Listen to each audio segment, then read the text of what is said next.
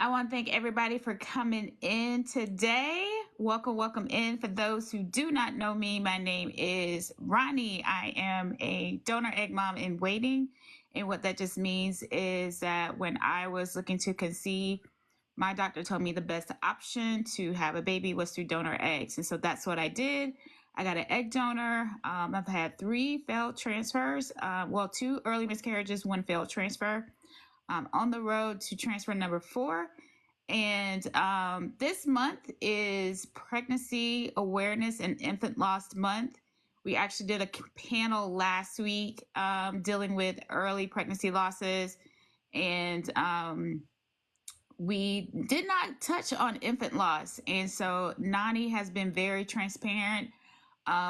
She's very open about losing something that was near and dear to her heart, her son. And so when I asked her if she wanted to talk and have an interview, she said, absolutely, absolutely. You had infertility issues too as well, so to have a child, to already struggle to have a child and then something tragic happened, I'm sure was not very easy for you. So if you want to start walking through us with your fertility issues, why don't you go ahead and we can start there. Okay, so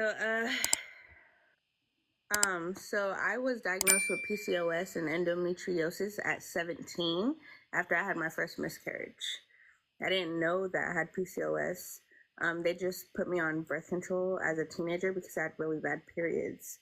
After my first miscarriage, I started I love you guys. I started looking into trying to figure out why my hormones were so all over the place with my period and stuff. And that's when they start testing me for PCOS, endometriosis. PCOS comes in a bunch of different situations. So I didn't have the hair growth, but my voice is a little deeper. I have high testosterone. What else? I have horrible periods and I can't hold a baby to term without medication. So I went along and had 8 more miscarriages or 7 more miscarriages after the first one. And I was working at an urgent care and I had told one of the providers that I was working with that I have miscarriages a lot because she was the one who was trying to look at my levels and everything. So then she said for PCOS, she found a study where if you put that person on metformin and birth control, it'll help manage your hormones. So then I did that for a 2 months, and then I got pregnant with my daughter. I stayed on the metformin, which balances out your insulin levels, which when your insulin levels are unbalanced, sorry. It throws off your hormones, the rest of your reproductive hormones. So I stayed on the metformin while I was pregnant with my daughter, and she came full term and everything. She's amazing. I had really bad postpartum depression because my life be lifing, and with her, I was in labor for 6 days. I got an infection and I was connected to a wound vac for a month after. Oh, wow. So I had really bad postpartum. I ended up getting pregnant 2 more times, and I miscarried both those babies. But I also was dealing with my postpartum, so I didn't take care of myself well. So I wasn't taking my medication like I was supposed to or anything. And then I went and had a VSG down in Mexico. I went to Mexico to have weight loss surgery. And 3 months after that, I got pregnant with my son. So Wow. Yeah, 3 months after. Horrible. And if, for those who don't know, PCOS is more prominent in women of color. So what is your nationality? I'm Puerto Rican. So she's Puerto Rican. So we deal with PCOS a lot more than, any other culture or non-melanated. We always have issues with reproductive as far as PCOS. So when you tried again with your after you had the baby? And can you walk us through what you said? You said you had a vac. You said the 6 days. What can you tell us, like, what that means? So I went to labor on Halloween of 2019. I was at work in labor after I got off because I don't know, I was being hard headed. I went to deliver my daughter. She did not want to come. They were trying to force me to do a vaginal birth, but my doctor had already said that I wasn't going to be able to, but it wasn't the same doctor on call. So I was in labor, literally in labor for 6 days until my doctor came back on call, was on call again, and she popped my water, and then I had 24 hours, but she cut it down and she took me into a C-section. So then they did the C-section. I don't know if she wasn't paying attention or if she didn't realize. She put silver staples in me. I'm allergic to silver. I had an infection for a week. I was walking around with the infection, went back in. They cut me all the way back down to my uterus open, sewed me up, and then put a wound back in. So they stuffed foam into the line, the area they cut, so that you could heal from the inside out. Oh, wow. So I was connected to that for a month. And I could only imagine new mom struggling with having a child and essentially almost losing your life here. Why, it's no wonder you were, I mean, anybody would be depressed after that. How was it like being a new mom, taking care of her, and while taking care of yourself, because you got to heal? So I say this all the time because I don't feel bad for what I did at all. But because I had postpartum depression and I'm aware of how mothers react during postpartum depression, I pushed my daughter onto my mother-in-law at the time, and she stayed with me, so she took care of my daughter for me. But I got to see my daughter every day. I dealt with her. I just didn't want to be left alone with her just in case something, a hormone in my brain had me snap and I hurt my child. I knew that I loved my child. So I wanted to protect her. And her grandma took care of her a majority of the first year to make sure that, she was okay. But yeah, it was hard. It was hard. I went back to work after a month because I'm the one who makes all the money. So I went back to work after a month, still connected to my machine, running around a clinic. Yeah. So I definitely, I kept pushing. It was hard. And I said I wasn't going to have any more kids. But I didn't get a tubal ligation. So, I mean, if God decides to bless me, a baby's a blessing, I'm not going to. Right. Regardless of the situation. I honestly commend you for being brave enough, because I'm sure that there was some guilt, and again, it's just, especially like you just didn't up and just have kids, like you struggled to get pregnant, and then now to have this baby and to you're saying push off on someone else. I'm sure there was a whole ton of guilt, but also a realization that I can't do this, that you need help. And I think that in itself is something that we all need to be aware of, is that especially women who are going through infertility, because this is all you've wanted, like you've wanted this, and then you get it and you're like, I don't know how to handle some of these issues. So the fact that you were able to brave enough say you couldn't do it and get someone to help you, I definitely commend you for that, because I think that you wouldn't be sitting here today, taking care of your sick daughter, because you probably would have lost it, Right. And that's why I say, like, a lot of people who have been through my shoes with my child situation probably still wouldn't understand fully, because like I have a whole background of my life growing up without my parents and everything.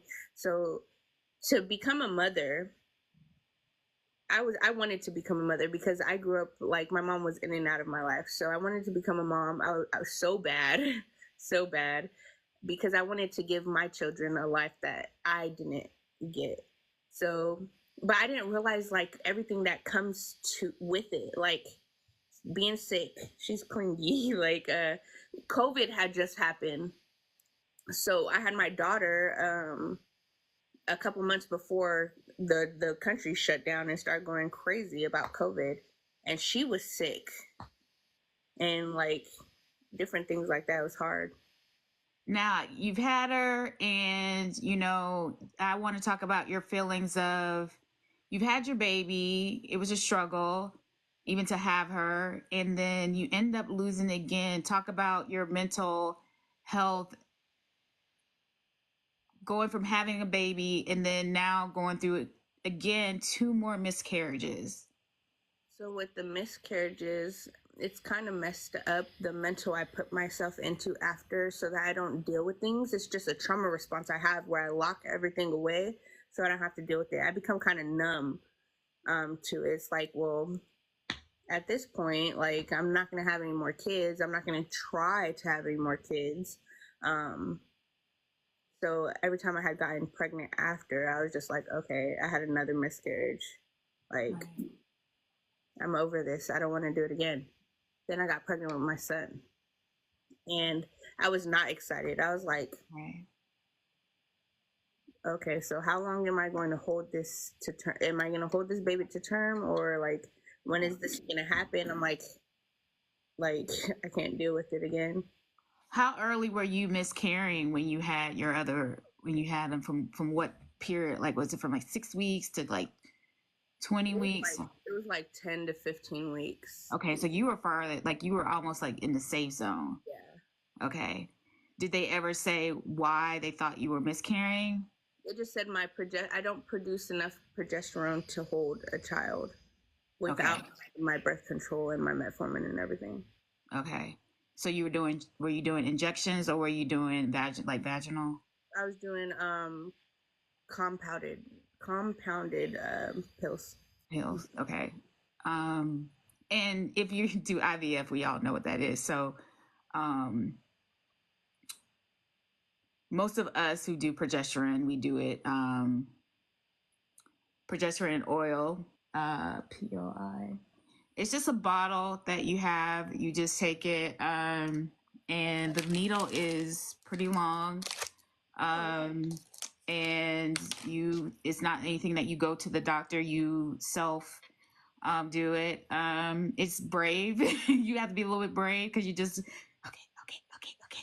And then so most of the time it's intramuscular. And then sometimes they'll give you, if you can't hold the pregnancy, you will take those, and then you'll also take it vaginally, and then sometimes you'll take it orally. So they have pellets. I used to work in a hormone.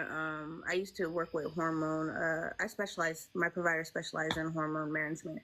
Right. So there's a bunch of different ways to take it, but I applaud you for taking shots because sometimes they just look at me, I look at them, I'm like, you gonna take it or not, girl? But you know what? I would rather do that than because it's very messy when you take it the other way. So sometimes I'd rather do the shot than I would like to do anything else. Now, I know you talked about your anxiety about having your son. Walk through us with how you felt, when you made the safe zone. Did you ever feel like I'm going to bring this baby home? No. Because I was so worried. I kept having dreams about it and everything. I was so worried. And then they were worried about me dropping. Well, I had just had a VSG, so of course I was dropping weight. I had lost 75 pounds while pregnant. But I didn't believe it. Then it was time to find out the sex of the baby, and I'm like, it's a girl. Like, I'll wait, whatever. Because I wanted a boy. So, I wanted a boy so bad. Mama's boys, daddy's girls. I wanted a boy so bad. So when I found out that was a boy, I didn't believe them. Every ultrasound, all my ultrasounds say still a boy. Because I'm like, is he still a boy? Are you sure? Are you sure? So I was excited, but I like a lot of my excitement didn't happen until January when I was closer to the end when I did my baby shower and everything. Like I I was more like, oh, I'm pregnant, but you know, we don't know. Yeah, we're in the safe zone, but you never know. Right. Especially because my cousin was also pregnant at the same time and she had just miscarried and she was in the safe zone. So I was still worried about that. And I just had a bunch of anxiety about everything. I ended up switching my job specifically to a desk job so that I can make sure that I wasn't stressing my body too much. Right. I had my sleeve and there was a point where I had to go see a specialist because my umbilical flow was weak and my son was small because he was long but he was skinny. So I thought it was because of my surgery, because after the surgery you don't absorb nutrients as much as I went and seen a specialist and I was like, I don't care about this surgery. I would eat, throw up, eat, like overeat till I throw up. And then Sure. yeah, just to make sure. I was drinking Ensures, all kinds of things. I did not care about gaining the weight or anything because I wanted to make sure he was healthy. He ended up coming in 3 weeks early. He was still early, but not premature early. Even though he did see the NICU a lot because he was only 4 pounds when he was born. But he's here. Mm-hmm. Walk us through how that felt like you did it. Oh, I did not have any postpartum. I was the happiest person ever. When I had him, his dad went to Vegas for 10 days. So I had him, was working from home, taking care of my daughter. I have dogs, you know, everything was going on and I did not care that I had no help at all. I had him, so I was happy. Like nothing could make me lose it at this point. Everything was amazing. Amazing. Mm-hmm. And then you went to work, and walk us through what happened. I went to work a month after having him. I was working from home that whole month, and then I ended up going back to work. The night before is when all my friends and everybody met him. We were at Dave & Buster's. Then I gave him, for the first time, he didn't sleep with me that night. I gave him to his grandma so that I can focus on finding, like, I wasn't producing enough milk, so I was very adamant on breastfeeding. So I was up until 2 a.m. searching up ways to get my breast milk supply up. And then I woke up at 5 and I started getting ready for work. I thought I swear I heard my daughter upstairs jumping around and stuff. So I didn't go up there because she won't let me leave. So I was like, I'll see them when I get home. I got my oatmeal with coconut oil in it. I have all my vitamins, my breast pump. I go to work. I'm in the parking lot at work and I do a power pump. I take my supplements. I go inside. I'm talking to my friend who I worked with. And we're talking about, oh, I may be pregnant again. I was like, me and God are going to have a talk because I can't do this. And then she's like, you have to be the strongest soldier. I was like, you're right. You're right. 5 minutes later, I get a call from their dad and he is screaming, crying. And I'm like, I don't understand what's going on. I hear him and his mom. I'm thinking that either his mom didn't wake up or there was a drive-by and Andy didn't wake up. Their dad didn't wake up. Because that happens so much. And he said he wasn't breathing. And I was like, why are you calling me? Call 911. He's like, they're working on him. And I was like, already starting to like panic. And everything goes through their head. I left him with his mom. So I automatically start blaming her. Like, right. He did this to my baby. He hangs up. and he's like, they're working on him, you know, whatever. I'm gonna call you back. I said, okay. So I'm freaking out. I work with VA people, so I'm triggering their PTSD on accident, screaming. And he calls me back and says that he's been gone for a couple hours. And it didn't make sense to me because, you know, a baby eats every 2 hours. So I didn't understand why 4 hours had passed. So it was just it was hard. So then my friend drives me home. And I remember driving into the street and seeing the paramedics, the fire department, the police, everybody. I walk into my house, everybody's screaming. My mom's there, my dad's there. My dad had a heart attack. His mom's there screaming that I'm gonna hate her. And I'm just standing there like, well, everybody's freaking out. I need to hold it together. So I'm just like, where's my son? And I don't realize that a police officer is standing over a white towel. And they're like, this is him, but they wouldn't let us see him. So I go to the room. I'm calming everybody down. I'm like, it's okay. It's going to be okay. It's going to be okay. Everybody's freaking out. And I'm just standing there. And my sister keeps saying, my sister's so strong because she's not reacting. Girl, I'm in shock. Right. I'm not believing this. I have not seen my child. Right. I'm not believing this. So then I talked to the police. I talked to the medical examiner. She's like, well, I'm going to get ready to take him. You can say goodbyes. I was like, can you clean him first? Make sure, you know, I don't see any blood or anything. And all I remember is coming down the stairs and saying, oh my goodness. And I could feel my heart breaking. Like I was not going to be here the next day because I was going with him.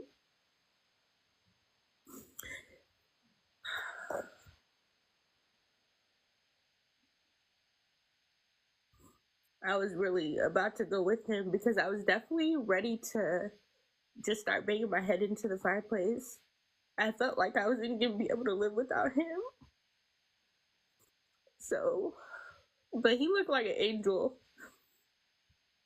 And so they took him away. I wrapped him in his blanket.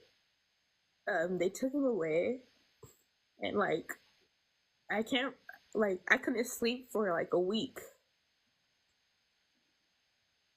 But all I remember, I was so angry with God.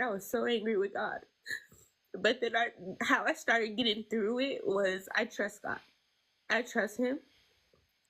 How I think about it is I've been through so much traumatic stuff that people can't even imagine.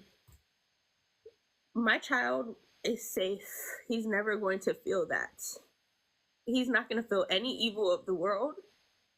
So he's safe and I can focus on my baby girl. It just sucks because that's all I ever wanted in life.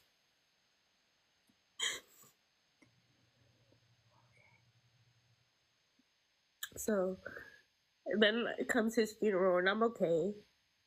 Their dad isolates himself.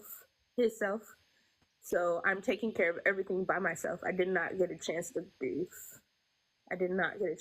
I'm literally, he said he didn't want to be mean to anybody, so he had to isolate himself, not realizing that he left me with everything. And everybody would ask me, am I okay? And I'm like, right, I'm okay. I'm still here. You see me still standing here. I have not done anything yet. I'm still standing here. I have a child, and I promise that I will do everything in my power to make sure she doesn't go through anything I've ever gone through. But I don't know how to deal with the fact that she's gone through something I've never gone through. Right. Because I didn't realize until a year later that she was hurting. She thought that he went to stay with someone for a little bit. She keeps asking me when he's coming back. Oh no. So then I had to explain to her that he went to heaven. He's with Jesus. But I was obsessed. The first year, obsessed with him. Everything was about my son. Even though he was not here, everything was about my son. I would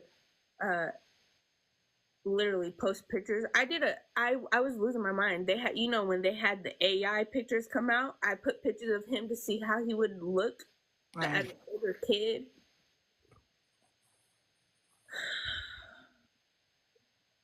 I just didn't understand it. And a lot of times it still doesn't click to me, but I'm trusting God.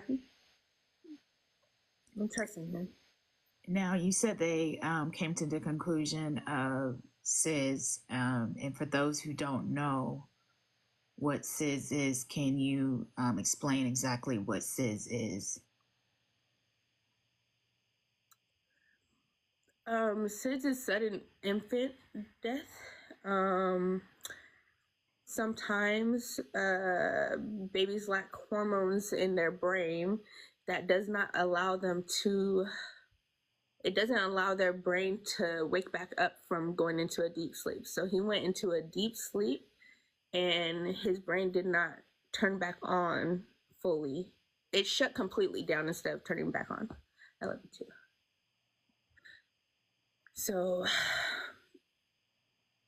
it just happens, they say. It just happens. And it's more likely to happen in boys. The risk lowers as they get older, but it can still happen up to 18 months. And is there anything that someone who's watching, can they prevent that or put them in a different area in order to lower the risk? They have these alert tags that go on babies' feet so that when they stop breathing, when their oxygen drops, an alarm goes off to alert the mother or the father or whoever the caretaker of the child is, that the baby stopped breathing, and to shake the baby, blow into the baby's mouth, and the baby will start breathing again. You have 20 seconds for a baby. 20 seconds for a baby, because a baby becomes brain paralyzed after 20 seconds without oxygen. Wow. Wow. Now, you mentioned that you, for the next year, because how long ago did this happen? It happened April 6th of 2023. Okay. So the next year you spent basically, sounds like in a little bit of denial that it happened. And I just see that as just a trigger response of you haven't dealt with it. You're just kind of just, this is what he would be. This is what, he would look like. And that's just you coping with the situation. So walk with us of how you truly got out of that. And really, what it was when his 1-year birthday came up in February, I started to spiral like out of control, but I was trying to keep myself busy by going to the gym, doing Bible study for an hour, praying all the time, just keeping my mind busy. I'd play Monopoly Go, all kind of things to keep my mind busy so I didn't have to think about it. When his Memorial Day came is when I really kind of lost it. Like, okay, he's really gone. Like, he's really not here, and he's not coming back. And I have to deal with it. I started going to school so that I could figure out more ways to deal with grief and stuff, and so that I can help other people who are also going through this thing. And then I got on TikTok. But when I got on TikTok, and that's why I say I love my TikTok family so much, because I was at the lowest of my life where I was like, when I went to Carol's live that night, I was sitting in the bathroom on the floor with all my stuff ready to just be done. I went to Carol's live that night, and everybody was being funny. They're trolls. And then I was like, okay, well, I'm in a better mood. I'll be fine. Next day, I go in there again, and then the next day, and the next day, and everybody was so welcoming to me because I'm Carol's cousin, but also I don't know, they probably thought it was funny. You are funny. But they were so welcoming, and that's why I say they don't understand that a lot of them saved me. They don't even realize that they did, because I was losing my mind. I was in school though. I started going to school. I'm getting my master's in psychology so that I can open a crisis counseling clinic here in Alaska, because there are people who are going through things like me. You see me, I'm in boxes at night. I'm in boxes at night for a reason, because I can't sleep well. But also at night is when I have my breakdowns. Okay. So that's how I deal with it. I'm still trying to figure out how to cope and wrap my head around the whole situation. And it's still so fresh, it's so new. But these are things that people deal with for years. Right. And people don't realize that. I've had, I was scared to come on TikTok again after my son passed away, because I posted a video about him and somebody said a super hateful comment under my video. Super, super hateful. So, but everybody's been so amazing. I try to surround myself with people who are positive and want to see me succeed and aren't constantly putting me down. From a standpoint with my relationship and everything, I was very angry after losing my son. I mean, my the way that I am completely changed. I am very straightforward. I don't bite my tongue anymore, because I feel like life is short and I'm not going to bite my tongue for anyone. So me and the father ended up separating because we would clash. We weren't coping the same way. He didn't understand my coping, and I didn't understand his coping. So we ended up separating. And that's also been a problem with everything too. It adds on, because his mother is also involved, and she was the one who had my child when he passed away. And though she had him, I don't blame her, because I know that it was not something that any of them could have done to save him. It was going to happen. Although I wish he was with me, because I felt like I left him alone. I don't blame her at all. And I'm sure that's good that you don't, because she probably already feels, I'm sure even today she feels guilty, because he was in her care. And even if she had did, you can trace back I remember you saying that it was 4 hours, and even if she did the regular 2 hours, it still would have been, too late. Because you just see a sleeping baby, and what did they say? Don't wake the baby, don't wake the baby. And so you just probably would have just had no idea. I can't imagine, you being with your struggles, and I don't know if you were already having relationship issues, with your child's father, and that just kind of just was like a catalyst, anyway, because I think that when you're dealing with grief and drama, it either brings you together, or in your case, pulls you apart, because you start seeing things like we're just not aligned in, how we handle things. And, I commend you for talking about all of this. Now tell me, as far as, because I know you said that I've sat in your lives and you really talked about honoring him on his birthday. coming up, and the things that you want to do. So tell us about those things that you plan to do and why you're doing them.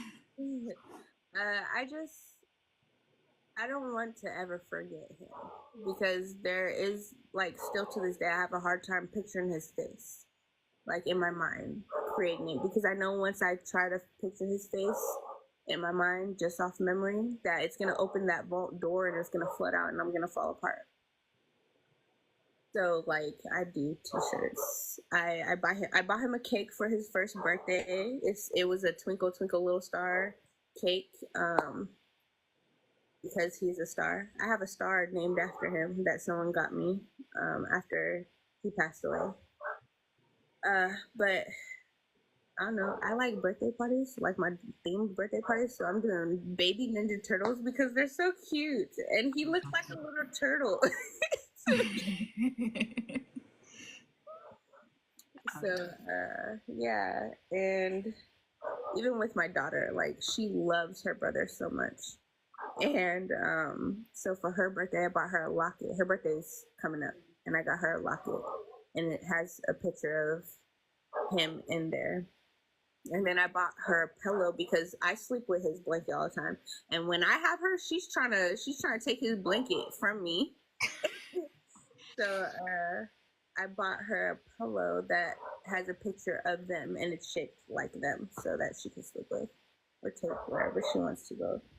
But I do little things like that just because I want people to remember him the way that I remember him, and I want him to know that he means the world to me, the absolute world to me. And the way you speak, like we know, that this outcome is not what any mother wants to dream of. I remember, I know, like my mom, and I'm not 2 years old or anything like that, but my mom always says to me, like, look, I'm not supposed to bury you, okay? And I think most parents feel that way, is like they're not supposed to bury their children are supposed to bury them. And that type of pain is something that I don't wish, or anybody wishes on anybody, when you have to be faced with something like that. Now, are you ever thinking about having another child, or we just done, girl? Because listen, I am not trying to have another child, but again, because I don't believe in abortions, nor do I knock people who do it. That is with y'all, but with me, I do not believe in abortions. So if God decides that He wants to give me another blessing, I will take it. Okay. And that's fair. Yeah, but I do have to say, when it comes to like blaming yourself after, I wasn't even there and I still blame myself. I do that because like my daughter has a rare condition, radial ulnar synostosis. So she has one bone in this arm, so she can't rotate her wrist, her hand. And I felt like, that was during pregnancy, her bone didn't split, so I felt like it was my fault. So with him passing, and with SIDS, and the risk is higher because he was so small and he was young. I blame myself because I'm like, well, damn, I can't even create kids properly. Like, what am I doing? But I've learned to realize, like, I can't control everything. Everything's done for that reason. And I trust God's plan, whatever path He got me going down. I trust it. I know everything I'm doing, like trying to be a good person in life and stuff, I'm doing because that everlasting life, and I'll see my baby again. He may not remember me, but that's okay. As long as I'm with him. I love you guys. So... Now, someone asked about your fertility issues. You talked about PCOS. Can you walk them through what endometriosis is and what they need to look out for in case they feel like they may have the same infertility issues as well. So endometriosis is where you build scar tissue of everywhere other than the lining of your cervix. So when you have your period, you have the lining. That's what sheds when you have your period. When you have endometriosis, the scar tissue is built on the ovaries, on the fallopian tubes, on the outside of your uterus. It makes it hard for an egg to pass through all that scar tissue. So a lot of people have to get scraped in order to get pregnant. With that, there are medications, but it's not 100%. The most accurate thing to do is be scraped, which is a very painful procedure. Right. It's like having an abortion. They have to scrape everything. So there's two types of surgeries, and really, truly, you can't be diagnosed with endometriosis. You have to have a procedure in order for them to basically test the tissue and confirm that it is. So there's two ways that you can get the surgery. One is ablation, which means they burn off the tissue. And how it's explained to me is think about grass, and the second way is excision, which means they cut it instead of burning it. So essentially you don't get all of it when they burn it, and so likelihood for it to come back is more increasingly. Same thing with incision, you have a better chance of it not, but what happens is it can grow in another place. So if they see it, like she said, on your ovaries, they can snip and clip around there, but then it may grow on your bladder or somewhere else, or your appendix where mine was growing. So it doesn't stop it from not going into another place. If they do incision, it may just decrease the chances of it coming back, but it still can come back. Most women who have endometriosis suffer from infertility issues. Some even have to go to do IVF. Some still get naturally pregnant. So it just depends on your stage. So if you have early endometriosis and they catch it, then you may have a better chance, where there's some people who have stage 4 endometriosis, which means it's very severe. And so they have extreme hard times of getting pregnant. And so that's when they do IVF. They may do something what's called Lupron depot, which basically puts you in medical menopause. And so basically, women have a love-hate relationship with estrogen, okay? So we love it. It gives us the hair, the beautiful skin, we glow. Estrogen also can do a lot of damage to our bodies as well. So that's why we go through menopause, because after a certain time, we really can't handle the estrogen. So again, perky boobs, all those things. A good girl, estrogen. When you start seeing things saggy, that means estrogen is not on your side no more. And also with endometriosis, while you're pregnant, it's not bad, but once you have your baby, it triggers it to start growing again, which is crazy. So a lot of times when you have your baby, within the 6 months, you're having horrible periods. Yeah.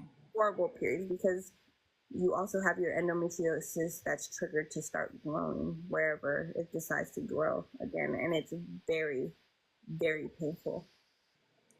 And everybody's symptoms are different. Sometimes you'll feel it like in your back area. It'll start to burn a little bit. So everybody's symptoms are not the same. So the important thing is to, if you think that you have something, and you, like she said, a good thing is like horrible menstrual cycles. And I didn't know. I don't know if you know. Well, you're in the medical profession, but I think I learned probably in the middle of my 30s that you're not supposed to have a painful cycle. Like, it's just supposed to be a way, a part of life. And I was like, nobody said nothing, And I'm over here about falling out because I'm hunched over in pain. Like, and and so, I just started doing my own research and reading, and when I had changed my diet, I realized then that, oh wow, I actually did paleo. That's when I realized like my diet changed. I didn't have like a junky diet, but I didn't like eat the best.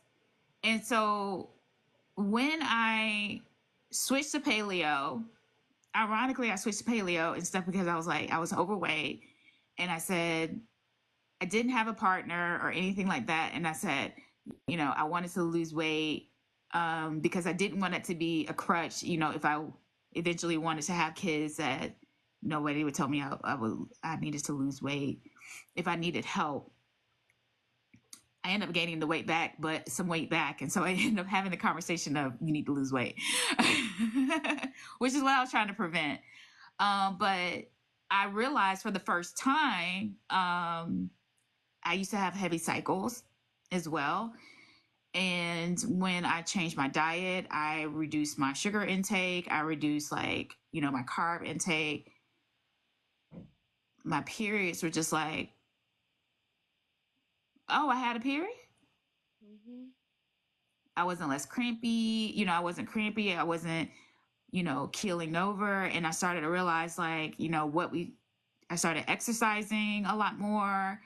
And then I started realizing oh, that it started to improve my women's health.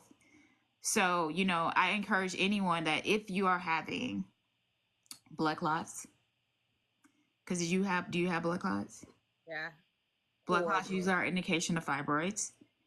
Mm-hmm. So if you're having blood clots all the time, and we're talking about not little, like the dime ones that doesn't. It's one the size of my hand. Right. When when the things are coming out, those are signs of you probably possibly have fibroids, and other women's issues, which again affect more women of color. So solutions are, especially have endometriosis, they'll tell you to stop your consumption of red meat. That's also something that will help. More fish, exercise regularly. Sugar can be a catalyst as well. And so now you're just thinking okay, so what am I supposed to eat? Water, just drink some water, girl. Just drink water. But yeah, just those kind of things can help. Do they help everyone? No, but that's a place to start. As far as your women's health and everything that comes along with it. Because you have PCOS, endometriosis. Did you have fibroids or no? No, but they did check. They were wondering if I did, because again, I have really bad flows. But also a lot of people don't realize those period cramps are from when you're passing those clots. You have to wait. Right. Like when people who go through cramping like that, and when they get to labor, they don't feel them. They're just like, oh, a contraction, okay? Right. Right. They don't realize it's like, oh, you're scared for what? But yeah, no. And TT just dropped in the chat, and we actually talked about that last week. That the two solutions that a doctor will do to you when you're having these issues is birth control, which I tell everybody that's a Band-Aid. That is not your solution to your health and fixing it. And number two is hysterectomy. That is also not a solution to the problem, because ultimately you'll find out that you're still having those issues even when they take your uterus from you. So, we need to find out, and this comes with the same situation, advocating for yourself. I cannot stress enough, especially when it comes to your health and women's health. Advocate for yourself. If it doesn't feel right, this is a business. You are a customer. You do not have to take what they say. And if the solution is to take your uterus, walk out the door unless you are comfortable with that decision. But do not let them take your uterus just because you're having a painful cycle. They need to know they need to help you with alternative methods, whether it's change your diet, you start exercising. There may be something that you have to put in some work to do this as well. Definitely look up studies and stuff, because that's how a lot of people don't, like with my, when I had the weight loss surgery, I did not know that I was going to help my PCOS. Right. And it definitely did. My flow and everything was a lot better after completely. But you are also changing your diet and exercising and taking all these vitamins and all this nasty stuff. And it's sorry, people keep requesting me. But there's studies out there for everything. I mean, think about it this way. You know, you wouldn't have your daughter if you didn't have a nurse who said, hey, let's just try it. I mean, I applaud you for taking metformin, because there ain't no way.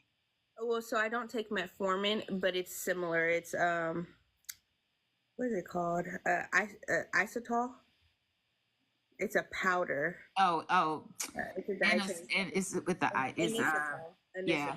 There we go. So it's similar to metformin, but it's not. It's natural metformin, basically. Right.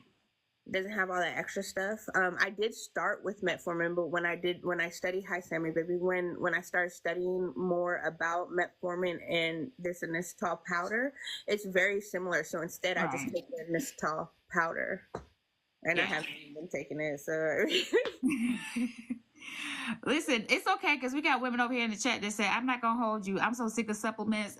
They just look at me and I just look at them. I just recently, I have a whole thing, because by my work desk, and I was like, you know what, I probably should be taking these little prenatals. Oh, so I just took some today. I was like, I may take some next week. I don't know. That's how I am with my iron too, because I'm anemic 2 different ways. Like when I have my period, I'm anemic. Big 35 in the chat. When I'm and then also my ferritin, so like my red blood cells. And so like this week, I'm horrible. I fell asleep on live yesterday, girl. And that was the host. So yeah, no, I buy supplements like crazy, but do I take them? I don't think I've ever finished actually, multivitamins I have finished. But I be switching them up so much, like, oh, this study says this. Let me try it, and it'll work. And then I'll read another study. It's like, oh, this says not to use this, but to try this. And I switch it up. And I'm like, we done all been there. Listen, when I was really good in the beginning, when I first started my journey of taking the supplements and all that kind of stuff, but then I didn't get pregnant and everything. And then I had the miscarriages, everything. I was like, look, you know what?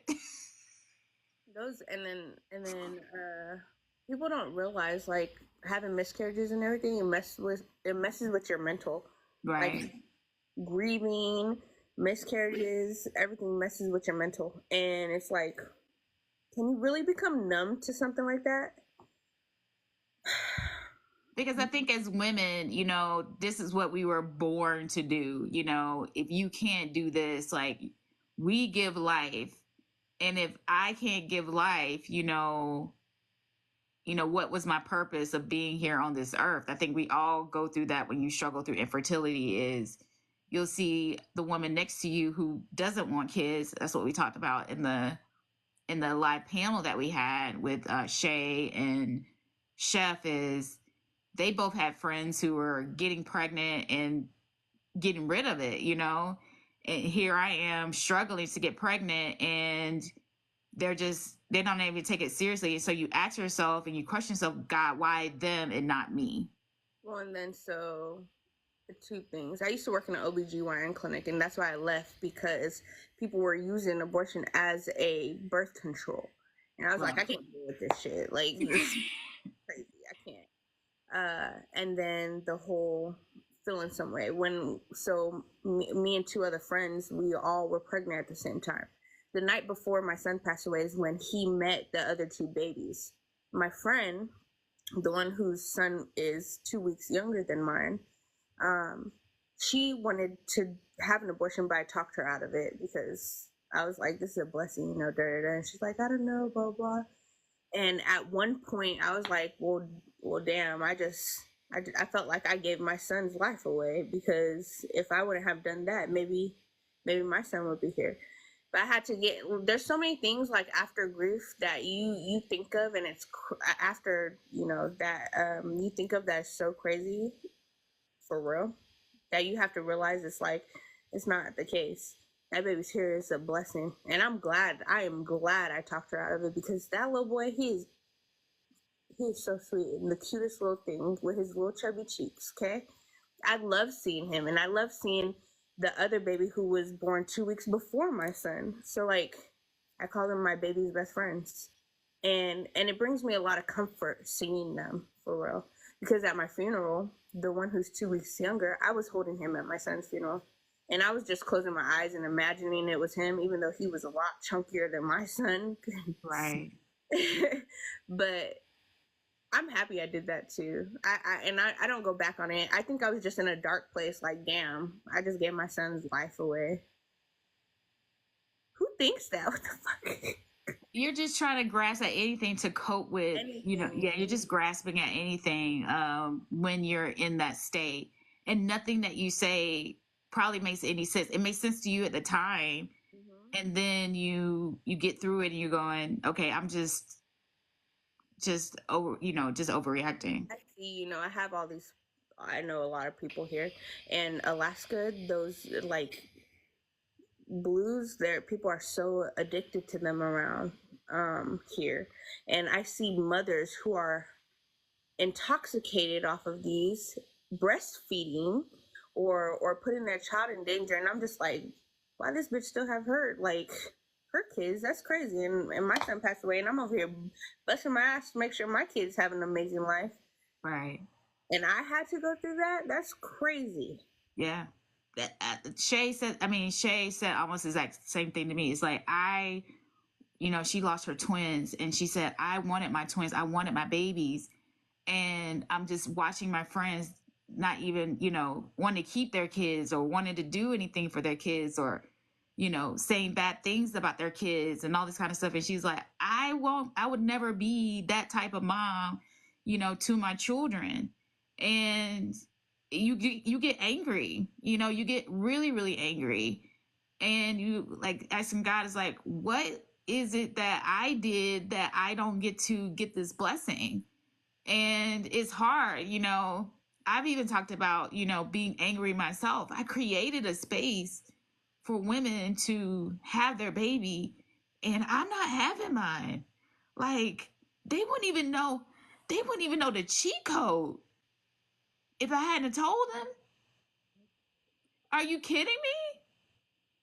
Why do I have to go through this? In order to win. And that's a deep and real feeling that for everyone to acknowledge that, I always say that you can exist in two spaces of anger and you can still be happy for people. I was ecstatic for those people, but I was angry. Mm-hmm. That was me. My brother-in-law, they had a baby. Their baby's due date was my son's birthday.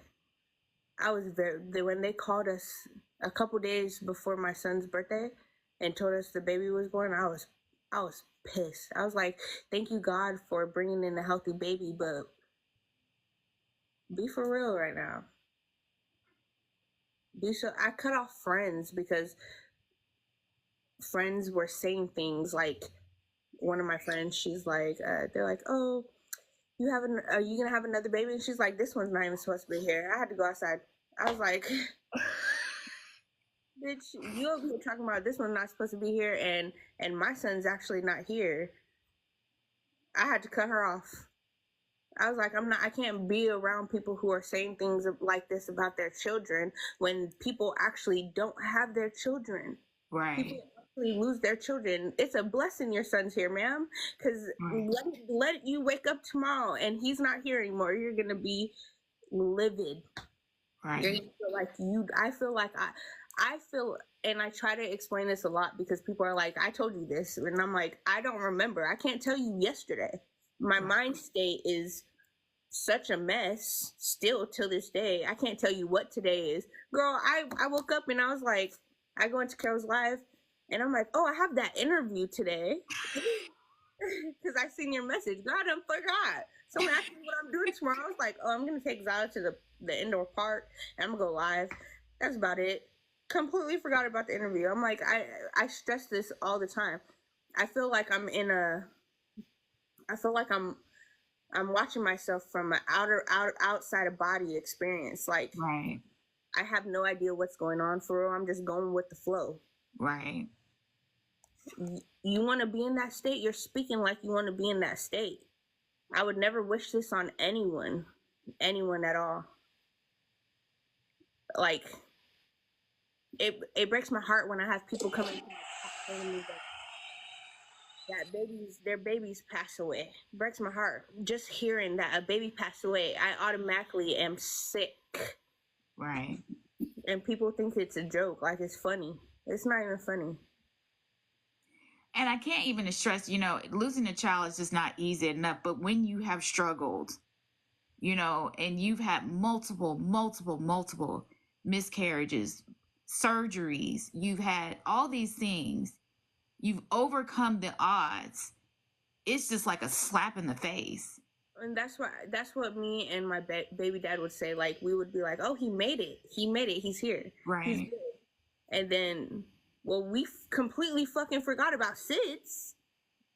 Nobody's thinking like, okay, he made it, okay, now we have to worry to make sure that the first year we're on top of every single thing. Well, and I stress this a lot. Stop telling people to sleep when their babies are sleeping. People tend to be, if a mother is saying they're tired and you tell them, I will spaz, I promise I will spaz, and you tell them sleep when the baby's sleeping, no, I couldn't. People would tell me that and I'm like, I can't sleep because while he's sleeping, I just can't do it. I have to stay up because I have to watch him. And then we were asleep, and right, while he was asleep, and he passes. I hate when people say that specifically, because when they would say that to me and then after he passed away, I'm like, well, someone was asleep, had my baby, and my baby passed away. Stop telling mothers to sleep when their baby sleeps. Just help them. If they say they're tired, right, here, go take a nap. I'll watch the baby for a second. Right. And I think we've had other women too going through the panel who said,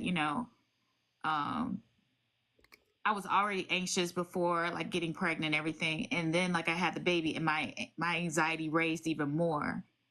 And I think someone said the same thing when they got the outlet, kind of thing. It made them feel at ease because, like you, they didn't want to go to sleep.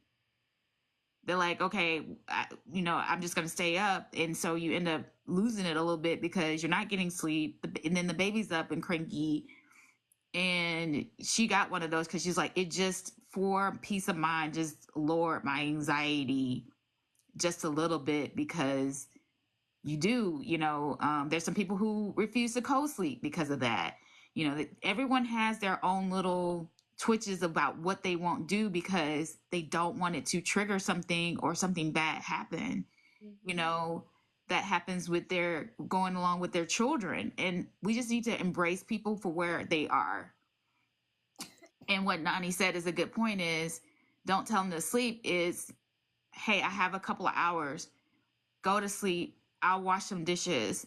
I even tell people, if you're having a child, don't go over and hold the baby. Go wash some dishes, go cook, go do something, do chores, do laundry.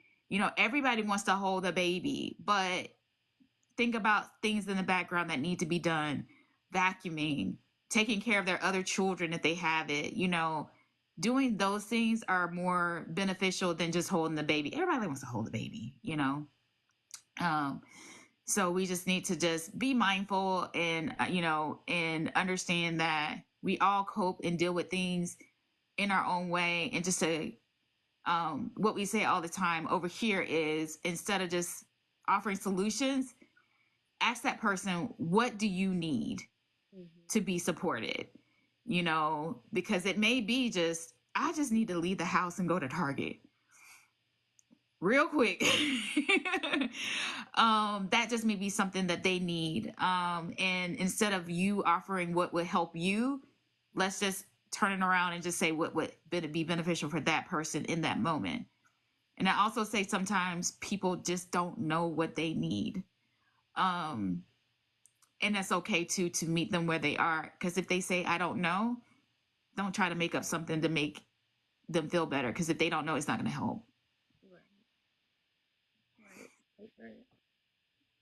So usually when I end I want to see if anybody were there any questions in your chat, any questions in mine? I did see the one about that. I see a lot of people who are just saying that, thank you for this conversation. I also want to bring out, and I don't think that people realize, is that I've gotten quite a few DMs, just people just saying, just from the last panel I had, and I'm sure I'm gonna probably get some about your panel. It's just like, thank you for this, because I didn't know how to support someone going through this. And because of your panel that you did, because of what Chef did and Corey did and Shay did, and now what Nanii is doing, is you are able to help someone deal with something that they didn't know even how to approach. The chat said that they don't have any questions, but they're praying for you.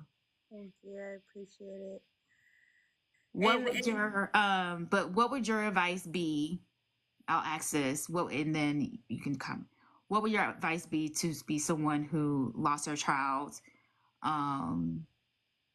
What would be your advice, or things that you may have done differently than you did to cope through this situation?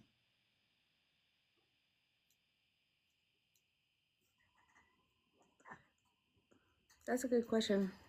I just lean on who you believe in. Not everybody believes in God. I believe in God. I kind of like fell off leaning on him, but lean on who you believe in and keep going, because it may feel like life ended, but it didn't. And you have to keep pushing, and you can't get stuck there, and you got to keep making them proud, because now they're watching. You're on national television every day. Keep watching, make them proud, because it's all gonna be worth it in the end. Everything. And that's why, like, now I'm getting my master's. I'm gonna be done with my master's in the springtime to be a psychologist. I'm gonna specialize in grieving parents, because and if you're gonna go to counseling, find a counselor that knows that you can connect with, because I almost fought one of mine. He was telling me, like, I got to raise my son, and I'm so proud of them, and I wanted to punch him in the face. I did. I was like, we're talking about my son who's not here, and you're rubbing it in my face that you got to raise your son to be amazing men. So I feel like me have gone through this, me going through this, will help the next person be able to connect with a counselor, because I've gone through this. You can connect with me because I understand the grief process. I don't understand your pain, but I understand your grief process. And I don't ever tell anybody I understand your pain, even though they lost a child, because I have no idea the pain level, what this is doing to you. I don't ever tell anybody I understand your pain, because I don't. And nobody understands my pain. But I understand grief. And grief is a B word. So just don't tell anybody you understand their pain, because we don't understand anybody else's pain. We don't know everybody's steps through life that causes them to think these things and move the way they move because of their past, how this is affecting them. because a lot of people could tell me they understand my pain, but you don't know how much my son meant to me, because I grew up without love. I wanted unconditional love, and I thought I was going to get it from my son, and now he's not here. So differently, what I do differently, I'd actually sit there and talk to someone about needing, like my baby dad. I'd have a discussion with him that I needed to grieve also. I waited so long to start my grief process. I think it hit me so bad that I started drinking and stuff every day for 2 months straight. If I would have talked to him and told him, like, we need to figure out how we're going to grieve properly, understand each other's coping, I feel like it would have went a lot better. I wouldn't have spiraled the way that I did. So that's what I do differently. Allow yourself to breathe. I think that that's valid. I think that hindsight is always 20/20, and you realize things that you could have did differently in moments, and so you would know, going forward, not with just infant loss, but just any type of grief. Is I'm pro therapy, and I'm the same way you are. Again, I tell everyone, you're the customer, okay? You are the customer. I think we just don't think that in the medical field. I think we just feel like we're just supposed to be with who you are. I shopped around for therapists. All therapists aren't created equal. And you can't sometimes even find someone who had the same issues as you. It just sometimes doesn't work. I went on a hunt to find like a therapist that was experiencing infertility.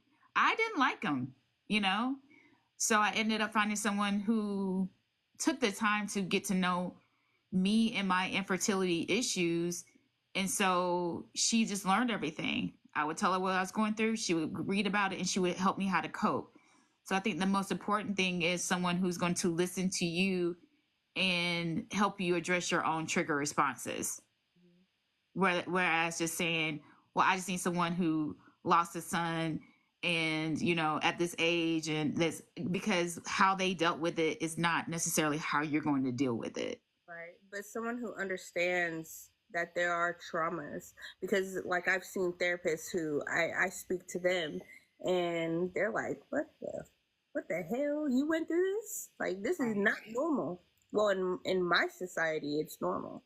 Right. Maybe you grew up behind a white picket fence, but this is normal for my ethnicity or my surroundings. This is completely normal. Nobody went crazy about this. Right. Someone can understand you, who knows that there are crazy things that happen in life. Not everything's like, oh my goodness, I got bad grades, so I'm stressed out. Right. Because the breathing, the little breathing technique they told me for my anxiety and depression, breathe in, push the anxiety to the ground, let it go into the earth, that ain't doing shit. That ain't touching not a damn. It's my language. Like, it's not doing anything. So like finding a therapist that connects with you, that you can sit there and have a intellectual conversation with, and match each other's energies, because you also, like, a lot of times you can be teaching your therapist things. Right. It's important for that. That's very important. A lot of people don't understand that. They just go to a therapist and their idea is, oh, I'm just talking, and they're just listening. No, they're giving you input, and they're trying to help you cope and deal with certain things in life too. And give you tools, my therapist gives me tools when I can't make a session, or, it's been a while and I can't come, because of different conflicts and stuff. And they're going to give you that homework and to be able to cope with it when you can't see them. And my thing about therapy is something where you need to just always do. So a lot of people stop therapy because I fixed all the issues. And then they start realizing I had to deal with this with my daughter, who, she hasn't seen her therapist. And I kept saying to her, I was like, well, we need to see her at least once a month. And she kept saying no. Well, now she's spiraling. And she's like, I gotta go see my therapist. And I was like, yeah, this is what I said. Like, it's just to make you just a healthy maintain, so that when you get to these stages of you're about to lose it, you got tools in place. So now you got a bunch of stuff that you got to talk to her about. Where we went and took you once a month, then you wouldn't have, because now you got to talk about the last 6 months. Because you ain't need therapy no more. And so now she's just, but I have to teach her and help her learn like these things, because if she doesn't learn them now, then she's going to get older and say like, okay, well, I didn't need therapy, and now you're 30 something years old trying to go through and deal with trauma. Not necessarily you didn't have to if you had someone just in your artillery to kind of help guide you through it. So I'm happy that you are, as a woman of color, because can't stress it enough in the medical field, you need people that look like you. Mm-hmm. Mm-hmm. It's just different. Um, and what you're saying is so true. Is you're talking about things that are normal on a day-to-day basis, and if it's someone who doesn't look like you, doesn't understand it, they're just looking at you like, are you serious? You're like, yeah. Take something and learn how to now be a supportive friend. Now learn, things that can happen to someone, because I can guarantee you, if you've ever come to any one of these interviews, you may overhear, because I know it's true, is now you're learning that so and so had IVF or this, and now you can properly have a conversation with them, and it just makes them feel like you are invested in wanting to learn more about them, and not just giving a blanket statement of what we always do is, well, God, whatever God was meant for is. And that's the worst thing that you can say to somebody is, God needed them more, or girl, I don't want to hear that. I'm like, I don't want to hear that. And everybody tends to do that, move to that right after. This is part of God's plan. You don't know that. I don't want to hear that.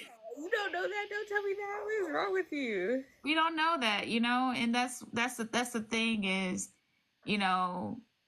but I think that just makes them feel better to say something. That's why I say, if you can't say anything tonight in this chat, if you can't say anything that's positive, just drop an orange heart, or just drop a heart in the chat, so that we know that I don't know what to say, but I just want to love on y'all. So I want to thank everyone for coming tonight.